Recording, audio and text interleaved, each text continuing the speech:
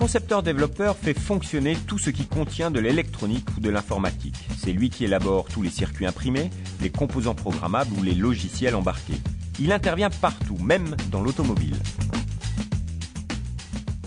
Si on prend ce moteur-là, envoyé par un client, il va y associer une spécification, c'est-à-dire ce qu'il souhaite faire avec ce moteur, qu'est-ce qu'il souhaite mettre comme composant dessus. Donc, la première étape étant de choisir un calculateur adapté, on va ensuite développer une application spécifique pour faire fonctionner ce calculateur avec ce moteur, pour le rendre plus performant et moins polluant. Donc, suite au choix du calculateur idéal avec ce moteur, nous l'avons implémenté sur un banc de test afin de tester le logiciel développé pour faire fonctionner ce calculateur avec le moteur.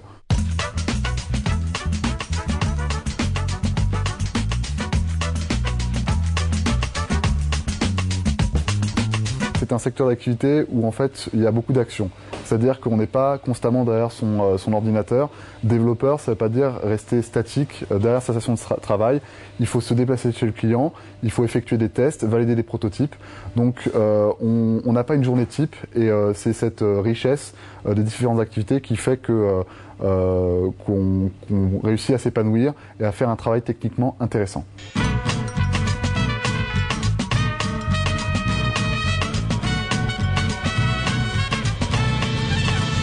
Bah écoute, d'après ce que je vois, il n'y a pas de problème, la carte elle est bien faite, donc ok. Bah vous l'envoyez avec M. Darfey.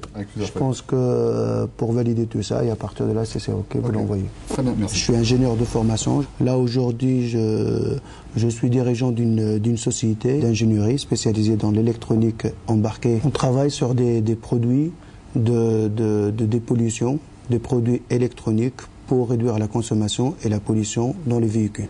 L'électronique, elle est dans tous les secteurs, que ce soit la défense, les télécoms, et ça amène des fonctions nouvelles. La finalité de cet emploi, ce n'est pas de rester développeur toute sa vie. Le but, c'est d'acquérir des connaissances techniques pour ensuite pouvoir les développer dans un contexte managérial et développement d'activité. Donc clairement, on pourra, après avoir fait ce poste-là, évoluer vers des postes d'ingénieur d'affaires, responsable de compte ou pilote de projet. Aujourd'hui, je suis dirigeant d'une société. J'ai commencé par la conception et le développement de systèmes embarqués. C'est un métier d'avenir et je vous le conseille.